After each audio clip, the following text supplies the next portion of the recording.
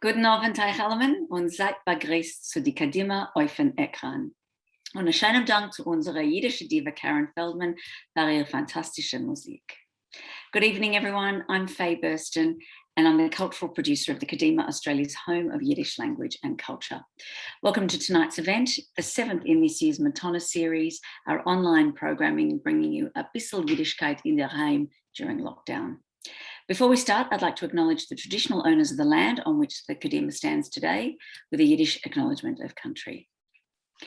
Wir anerkennen die traditionelle Opiter von dem Land, wo wir treffen sich heint, das Bunurong-Volk von dem Kulin-Volk, und wir geben auch Covid seine Eltern von Amol, von Heint und von der Zukunft. We are very pleased to welcome our guest tonight, Dr Margaret Taft, who has had a close association with the Kadima for a long time through both her work and her family connections. Dr Taft is a research associate at the Australian Centre for Jewish Civilization at Monash University. For the past 12 years, her research has focused on the reconstruction of Jewish immigrant life in pre-war and post-war 20th century Australia. Her particular interest lies with the Yiddish speakers from Eastern Europe, whose personal agency, leadership, and cultural identity transformed what had been a predominantly Anglo-Jewish community. She's a published author, experienced teacher, lecturer, and public speaker. Her publications include From Victim to Survivor, The Emergence and Development of the Holocaust Witness from 1941 to 1949, and A Second Chance, The Making of Yiddish Melbourne, which was shortlisted for the 2019 Victorian Community History Awards. She's currently completing a biography of Leo and Mina Fink, after whom our main hall is named, to be released next February. Margaret is the daughter of Holocaust survivors whose early years were spent in the culturally rich post-war immigrant community of Northcote. In today's talk, Margaret will officially launch our newly digitised archive of annual reports and take us on a journey of exploration through history, followed by audience Q&A. Please type your questions in the Q&A function, not the chat, and we'll get to them in order. Tara Freit, please welcome Dr Margaret Taft. Thank you very much, Faye. First of all, I want to thank the Kadima for inviting me to launch this important and groundbreaking online digitised archive. 110 years of precious record keeping that we can view, we can search and save at leisure. Providing such a broad sweep of an organisation's history is a great gift that the Kadima has given to all of us. And now we have to ask, how can we best make use of such a precious and extensive archive? Where to from now, to now? Let's begin by looking at what these annual reports actually are. I'm sure over the years we've all received annual reports from an organisation which we have joined or contributed to. What do they tell us? What's their function? And equally important, what don't they tell us? Now, although they may vary from organisation to organisation, they are usually quite formulaic. They usually stick to a pattern. They have a list of office bearers, often an editorial that's written by the president, which recaps the year's events. The reports may include membership lists or at least membership numbers, lists of donors if they're community organisations, financial records, or a simple balance sheet. For many organisations, annual reports are also a legal requirement to disclose and make public the organisation's operations. So they provide us with a 12-month record of what happened in that organisation in real time, as it happened, a kind of time capsule, if you like. They are a contemporaneous reckoning. They give us a timeline and therefore a chronology of activities over a specified period of time, usually 1 year. And this is certainly true of the Kadima Annual Reports. The Kadima reports tell us when events happened. So we know, for example, when the Kadima moved its premises over the 110 years. We know it was established in 1911 in Burke Street. It moved to Drummond Street on the 10th of October 1915. By 1933, it had moved to Lygon Street. And in 1968, it had made its final move to south of the Yarra to Selwyn Street in Elstonwick. We know what happened. We know the social events, the Kadima balls, the musical entertainment, the cultural events that were happening, the lectures that were given, the debates, which plays were performed there, which fundraising events, such as the once famous and well-known Kadimah Annual Bazaars. We know how many people attended and sometimes who they were, particularly if they were well-known community entities. We know where things were happening or where they were located. The David Herman Theatre was housed in the Kadima, and mostly their plays were performed there. Although in its earliest incarnation, it did also perform in other venues. And of course, the ever popular, well-attended library and reading room was also housed in the Kadima premises, as it still is. We know who was involved, the names of individuals who were either the organisers or the attendees. So what they give us is the what, the where, the who, the when. And that might be enough for a lot of you. That might be all you're interested in looking at and want to know. And that's fine, because that is itself a wealth of information. But from a historian's perspective, while this is an important starting point, it's just that, it's a starting point. It provides the bones, the skeleton, but not the flesh of history. So what is it that they don't provide? It's a critical question that is not often answered in annual reports, and it's the more challenging one, the one that provides a much more interesting doorway to the past, the question why. Why did certain things happen at critical moments in time? Why did they occur in the manner in which they did? Why were these particular people involved? The very nature of what an annual report is, a contemporaneous account, often prohibits it from answering what I think is a far more interesting and critical question. Because annual reports reflect what happened, but they're not investigative. To answer the why question, we need to bring both historical and present day perspective to that past, because we can approach these annual reports that were written at the time with historical hindsight and our own contemporary understanding of the past. We know things about the past, or we can search for information about the past that those people who prepared the reports didn't know or did not need to know at the time. So how do we put flesh on the bones of history? And the word I want to introduce is context. We need to build context around the dates, the events, and the players that were involved. Because a historian will tell you that context drives everything. It provides the framework that surrounds and enriches that linear chronology. It helps us to understand why. So I suppose some of you are saying, well, what exactly is context? And how do you build context around the dates, the places, the people?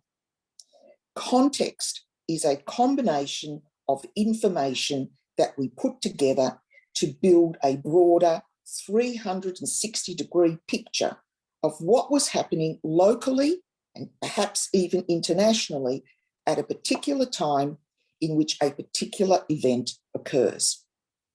Building context relies on us pulling together primary and secondary sources. Put simply, primary sources are original documents, such as newspapers, the minutes of meetings, government documents, or, in our case, annual reports. And secondary sources are often more interpretive. They can be books that are written, opinion pieces, or journal articles, and nowadays even blogs or podcasts that are written and delivered by individuals who are trying to make sense of these primary sources. Both are critically important in building context.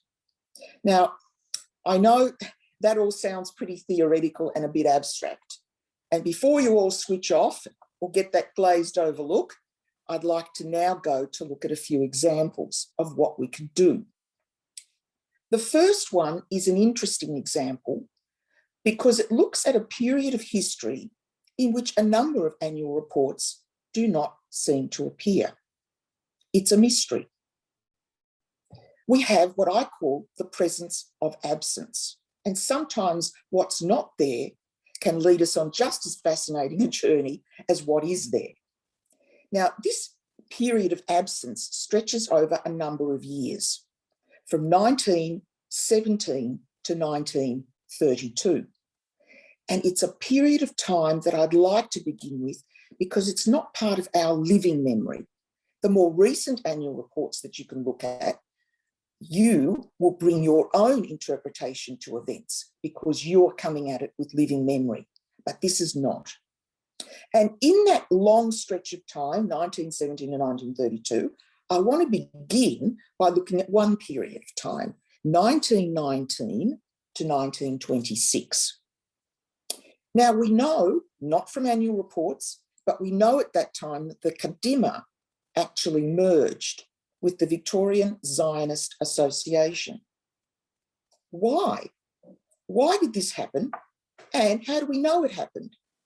Well, my own quick look showed up in the Jewish Herald, a primary source, because on Friday, the 16th of May, 1919, on page 10, it clearly states that a merger took place at the annual meeting of Victorian Zionist Association on the 27th of April. Now, it also tells us who the office bearers were, and it names them in the article. And while the trustees are names from the Kadima, the president and the board reflects the Zionist organisation. It made me ask the question, is it really a merger or was it a little bit more of a takeover? I suspect, and it's my own conjecture, that the Kadima did not issue any annual reports in its own right in this period. What would be interesting would be for someone to go into the history and the documents of the Victorian Zionist Association and see if there are records from that period that perhaps throws a little more light on why this merger happened. But I've got a few other reasons why I think this may have happened. When we look at what was going on at that time locally and internationally, it paints a very, very volatile picture. We have to, and we can, do a deep dive into the past by looking at primary and secondary sources.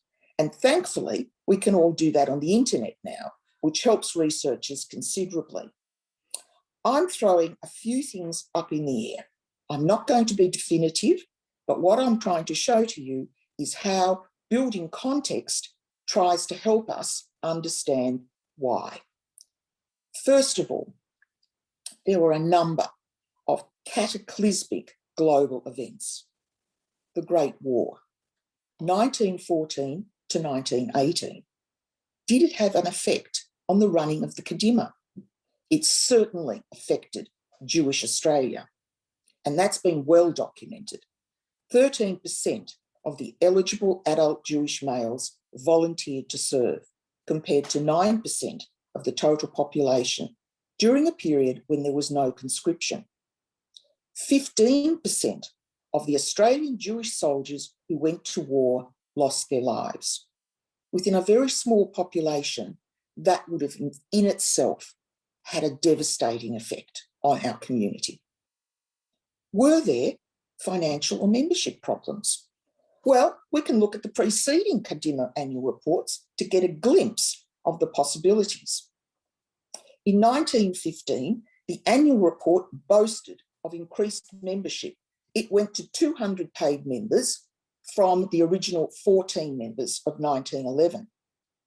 But it also stresses that the additional funds were urgently needed to maintain its new premises in Drummond Street.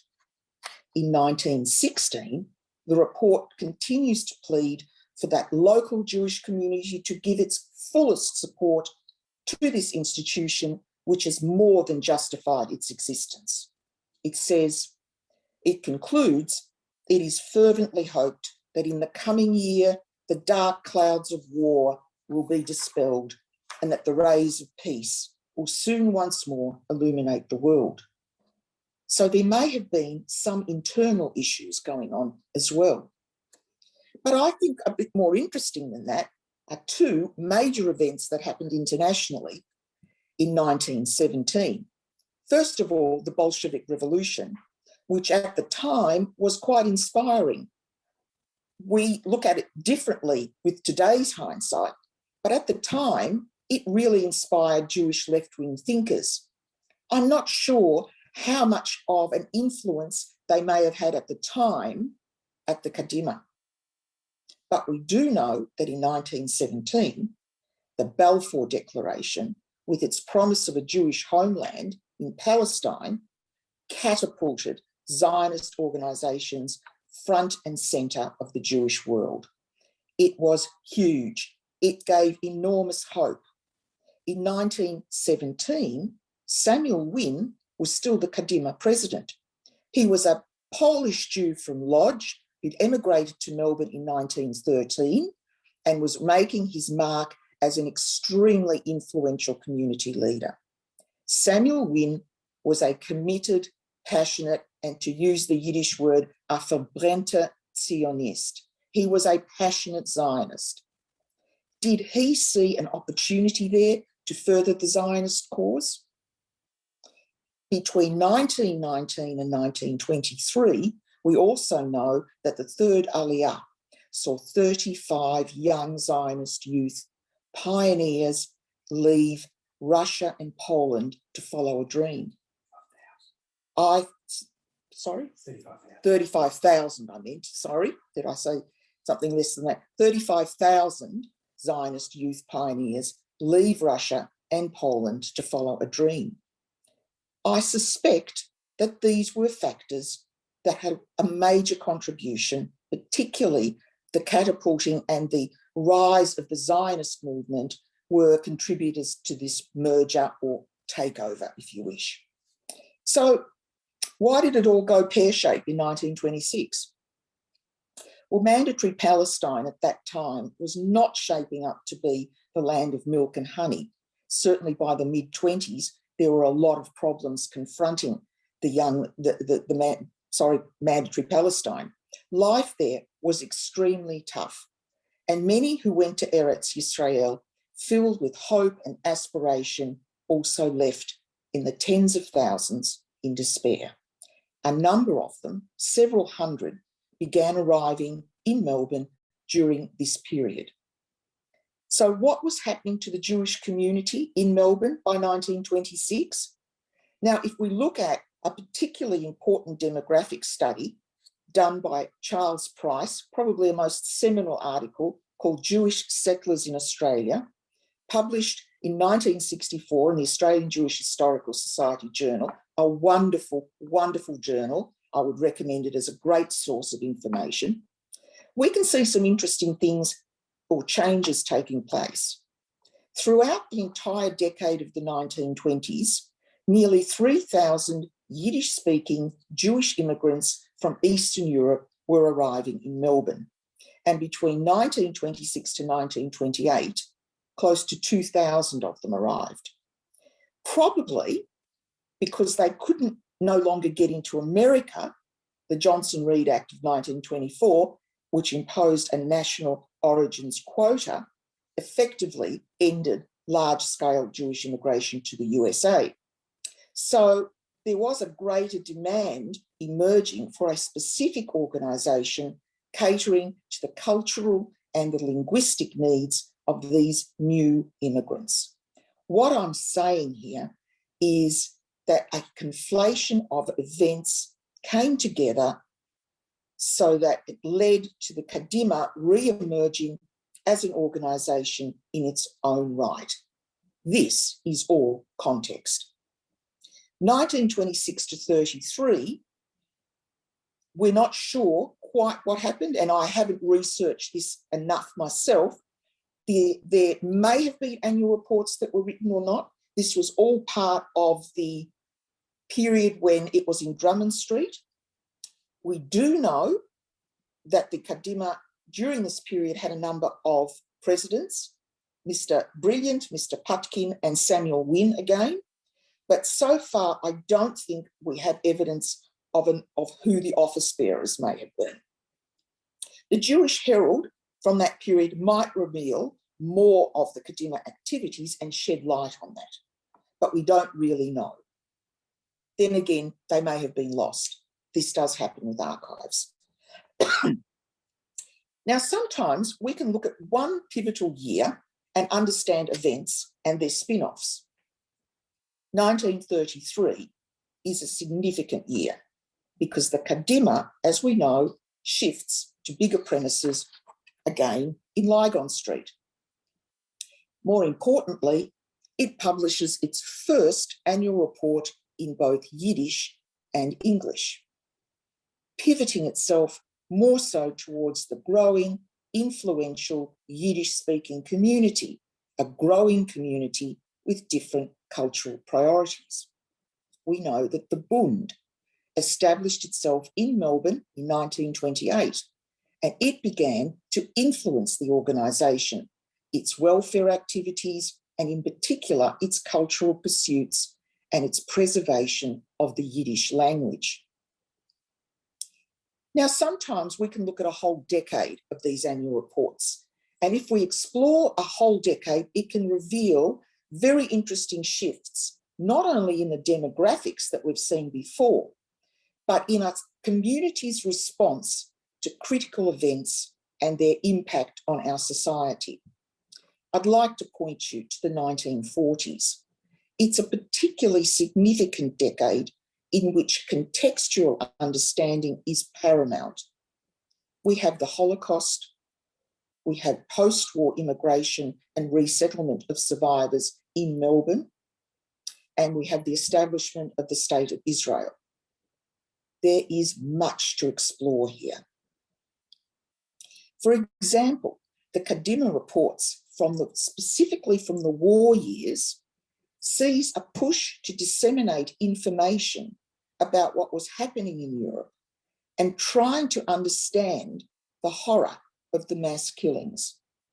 I suggest you look at 1941 and 1942 editorials, a particularly brutal period in what we now know as the final solution, and that we now know was launched at the same time that Nazi Germany invaded the Soviet Union, June 1941.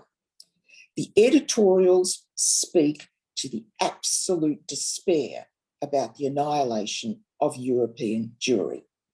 There was, contrary to what many people may think, considerable knowledge about what was going on, with no way of really knowing how it would end. I'm just going to read you the opening paragraph of the 1941 annual report, which was again repeated in 1942 as a quote. "We are carrying on in our work in an atmosphere in which the greatest tragedy in human history is being enacted.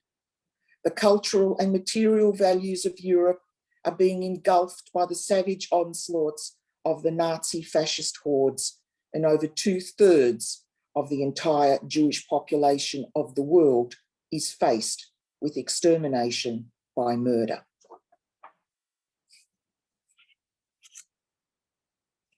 There is also evidence that of the response to this catastrophe. There was enormous fundraising events to support the war effort and enormous solidarity with the Australian war effort. The Red Cross was also supported in its fundraising. There was a belief and an understanding that the faster they could get the war to end, the more lives could be saved.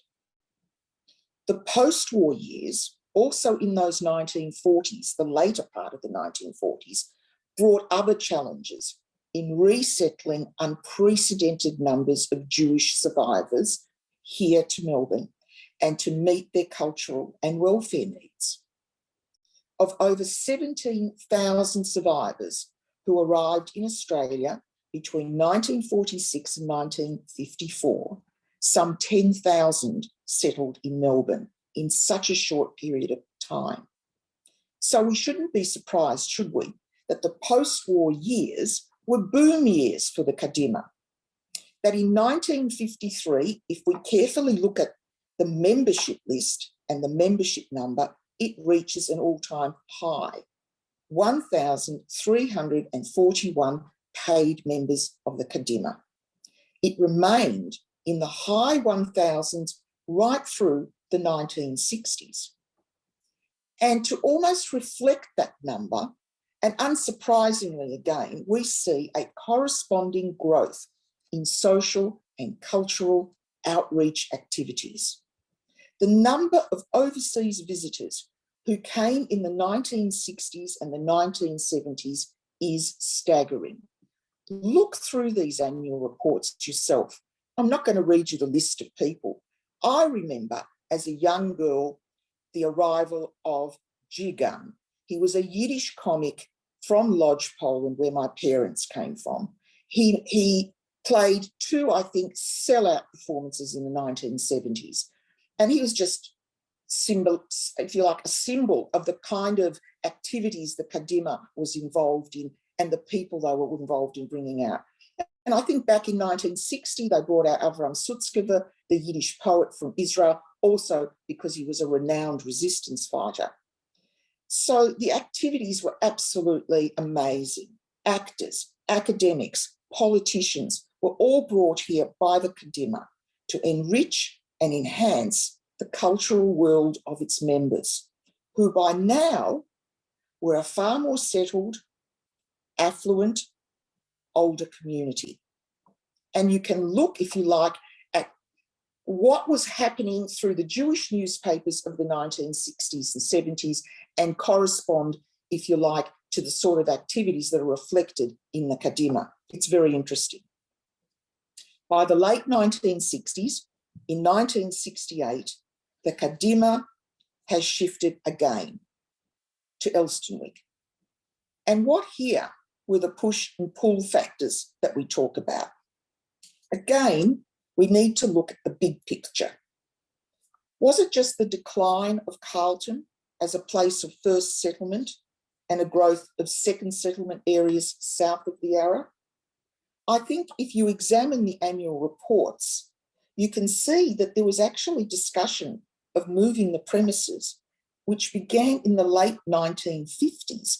And I think, don't quote me, but I think in 1958 or 59, they even had a vote on whether the premises should be shifted or not.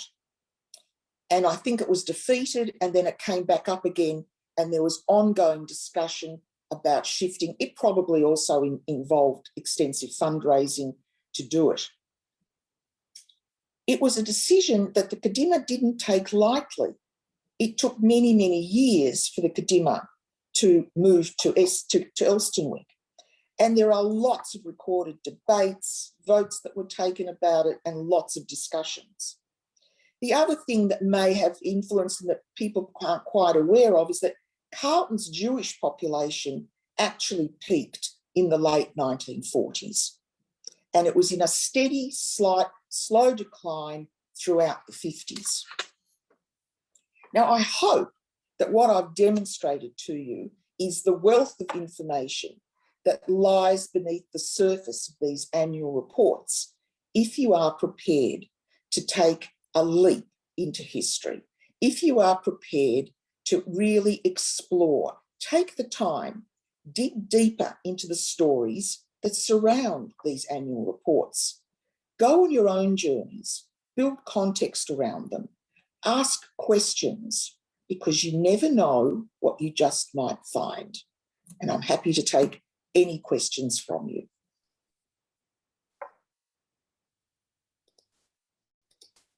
Thank you so much, Margaret. That was absolutely fascinating. We have one question to start with from Linda Tischler. She says, thanks, Margaret, for doing wonderful work. Hi, Linda. Have copies been donated to the State Library? Well, that Linda, I know, works at the State Library. Now, I actually believe that I don't believe they are there. I do know that, of course, I've only used the Kadima copies, but Linda, it would be very interesting to have a look and see, because they should be there. Every single annual report should be, there should be a copy in the State Library, and I think it would be a really good thing to have a look. You never know, you might dig up some of those lost ones that nobody has actually looked at.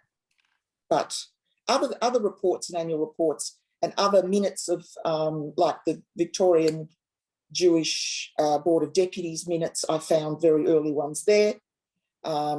So, yeah.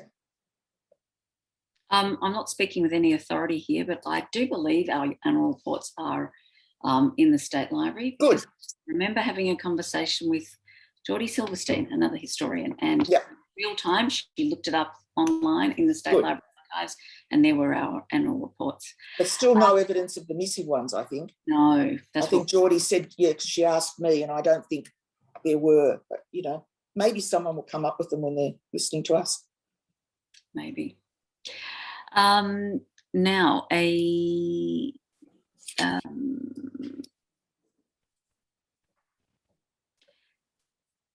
I think this is also from Linda, I'm not sure. She said, I've never thought of an annual report as something that has a lifespan greater than 1 year. Is the idea of using them as a historical document something that is commonplace? If not, is there a push to continue it further? Annual reports are a great source for all historians, and they're a great starting point, as are the minutes of board meetings. And I would always make a start. I see them as a great starting point, because it answers those first questions of who was involved, when did things actually happen, who were the main shakers and movers, what was going on at the time, and then the starting point comes from that, because that's the authority, if you like. Those sorts of board, yes, they certainly are used, and from all organisations to a history. Yeah. Alex Daphne's got an interesting question. Is much written about the Jewish organisations, schools and youth groups in the Kadima reports? Yes, but mostly skiff in the 1950s when they come into existence. I believe the Kadima youths, well, they called Alex might know, the Kadima youth set are certainly mentioned right through from the early period. So yes, they are mentioned. Certainly not so much the Zionist youth groups that may have used, and I think the Habonim may have used the Kadima Hall at one stage, but the main one was the skiff, and there would have been a report on skiff in those annual reports for sure. Okay. David Zingier asks, was the Kadima originally not a Bundist organisation?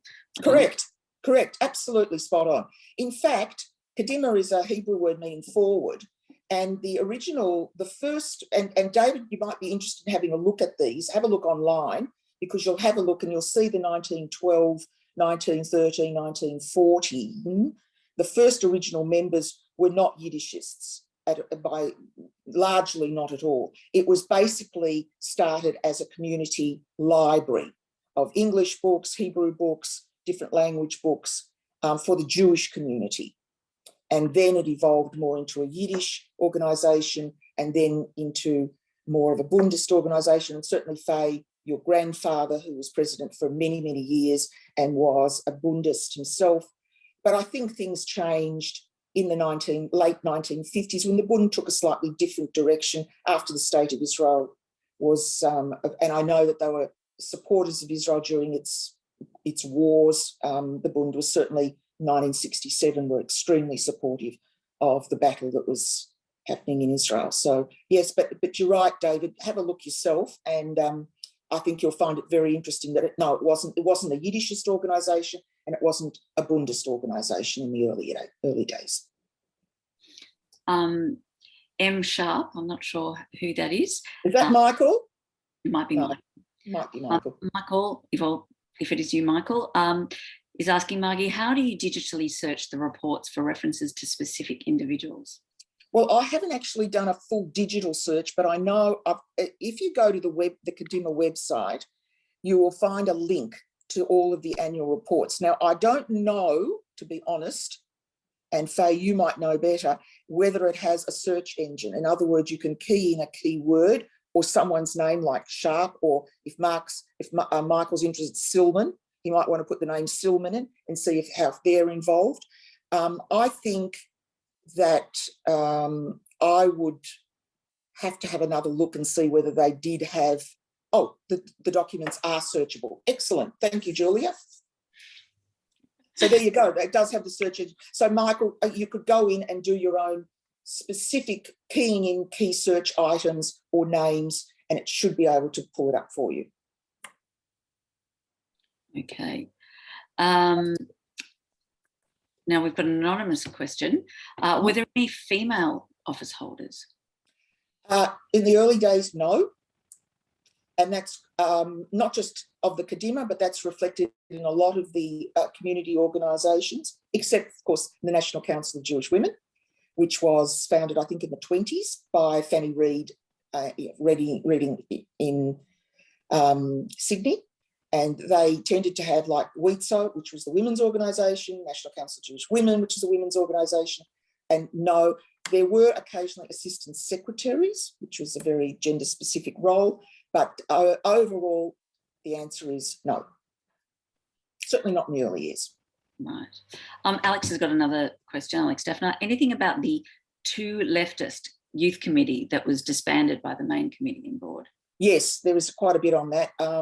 And you can find that bit of disputation about it. Now, the interesting thing is that sometimes if you're coming in cold with this, you see that they, like the Kadima Youth, I think there was a problem with the Kadima Youth organisation at one stage. Yes, they did. There was lots of issues about leftist, communists, anti-communists, pro-communists during particularly, let's say, fractious periods. And you will find stuff, but you won't find out why things happen. You'll just find out that things happened, or these ones were expelled and these ones were allowed back in, but you won't actually find out why. And building the context around that would be very interesting indeed. Carla Sharp asks, when did the link between the Zionist organisation and the Kadima end, and why? Was it the arrival of the Bundists? It could have been. The link finished in 1926. That was when it sort of, as I said, went a bit pear-shaped. That's when the amalgamation split. The Kadima became its own authority once again. Yes, there were more Yiddish speakers arriving at that time. There may have been ideological differences at that time. I think the Kadima was already doing a lot, or the Kadima faction in that organisation was doing a lot for new arrivals. They had what was called a welcome society that was formed in 1922, which was already helping new settlers with English classes, accommodation and employment. So I think that by the late 20s, certainly 28, when the Bund arrives and your grandfather arrived in that year and others, then I think that you start to get, if you like, a shaping of the Kadima as a Yiddishists organisation. And I think with that, the Bund, who were actually a very small organisation at the time, but really punched above their weight. They were very, very involved in community and later became absolutely indefatigable workers in welfare. To their great credit, they did an awful lot. So I think that was certainly at the time. Now there's another question. I think this is from Linda. I'm not sure. Linda Tischler again. When referring to annual reports as historical documents, do you find they tend to have a positive bias that you have to allow for? It's hard to imagine an organisation producing an annual report saying they had a boring bad year. Yeah, I think that's probably true. I think they do. You do have to try to see it through a particular lens. And yes, they will try to put a good spin on things, but at the same time, they will report accurately if there's been problems or disputations, or if they're having financial problems or whatever. I think it's got to try to be reflective of what's happening, but I think that they do try to put a spin on things often to, present themselves in the best light that they can. Interesting. a question from Lynn. I'm not sure which Lynn it is, but Lynn. Thank you so much, Margaret. Love your passion and precision. You gave me more context in understanding my grandfather Max Barr's decision to leave Palestine in the 1920s. There you go. And there's a lot about that, actually, Lynn. You can find out an awful lot about those early years and why people went and why they left and everything like that. There is a lot available, and I'm sure she'll be able to research it a lot.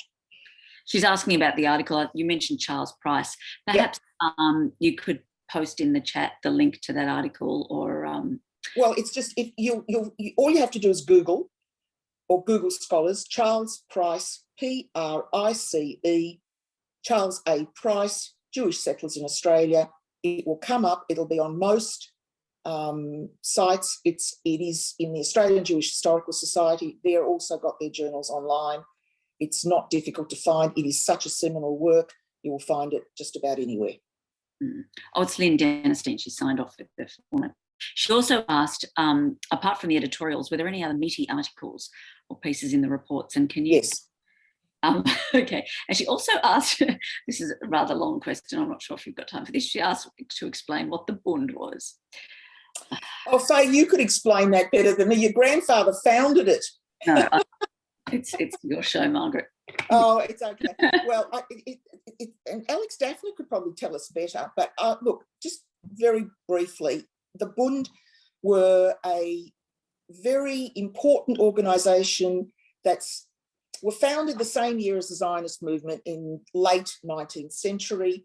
It was a socialist, secular party which looked after, believed not in Eretz Israel as a homeland, but that Jews, Doikate, where they lived was where they had to make a good home for themselves. And the Bund were great defenders of their rights, of their conditions, and even during periods of huge anti-Semitism, they were also great defenders of the Jews, and they believed in living a life in Yiddishkeit, and they believed in the Yiddish language and culture. They were great supporters of the Yiddish language and culture rather than Hebrew, the modern Hebrew. And I think the main thing is they were not Zionists. They didn't believe that you needed a Jewish homeland to exist and to thrive. They believed that you could make a Jewish life and a home in the country that you lived in. I don't know if that's, do you agree, Faye? I think that's a very good summary. And they were socialists as well. And at the time when they were founded, you know, most idealists were socialists, I suppose. Alex Daphne has added that by the 1970s, the Bund faction ensured that they only had half the seats on the board, and the president alternated almost annually between a Bundist and a non-Bundist. Oh, good. That's good to know. Interesting. Yep. This organisation. Yeah. And we have an anonymous comment that in the 1960s, Eva Tabachnik was the first female member of the Kadima Committee. There are photos. Wonderful. Yeah, but it took till the 1960s, didn't it? But that's a good thing. Thank you very much. That's good to know. Do we have any more questions? Freddie Marocchi has commented that the Bund was primarily a Jewish workers' union. Yes, terrific. Thank you, Freddie. That's a very good point. Do you have any more questions? We've got any more questions?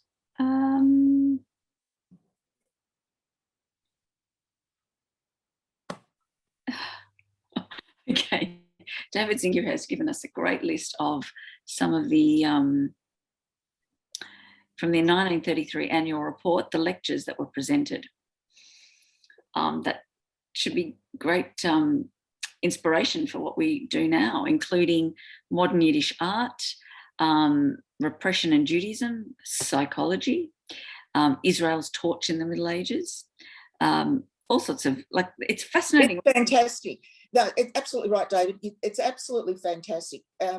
They open up an incredible understanding of the breadth of interest that they had. And these lectures were really well attended. There was no television or anything that people could sit to. They would go to hear these lectures. They were great social events, cultural events, And it just, if you look through both the lectures and the speakers, you'll see what an enormous range of activities there actually were. It's a great, it's an eye-opener, actually. It was, for many people, it was their home away from home. Yes, yeah, the library in particular in those early years was bursting at the seams with people. Your grandfather was the first librarian there, I think, in an honorary capacity, if I'm not mistaken. Okay. Any more questions? Do we have any more questions for Margaret? No. Frady has commented that the Bund in Melbourne still exists and continues. Of course. Yes. Any more questions? No? No? All right. Well, thank you. Thank you so much. It's been absolutely fascinating. And just everyone hop online and have a look. You'll be absolutely amazed at what you'll find. It's wonderful. It's a treasure trove. And I believe that the search function, you can type anything in and it should be able to find. Well, Julia will know because she will have looked at it and used it. So yes, I haven't done a search through it. I've just looked at them myself, and I've still got my old print-off copies from when I was researching Yiddish Melbourne, and so I didn't do a search per se, but if it is searchable, that's fantastic. Oh, very strong and precise search. Brilliant. Thank you, Julia. That's great. Great to know. No, it's terrific. All right. Margaret, thank you so much. A schönen Dank, a großen Dank from the Kadima. Thank you. Our archives are officially launched by you, and thank you very much for your time. It was my absolute pleasure. May you go from strength to strength. Thank you. Dank. Mein Glück hab ich gefunden, wenn ich hab dich gefunden. Du scheinst wie Teuse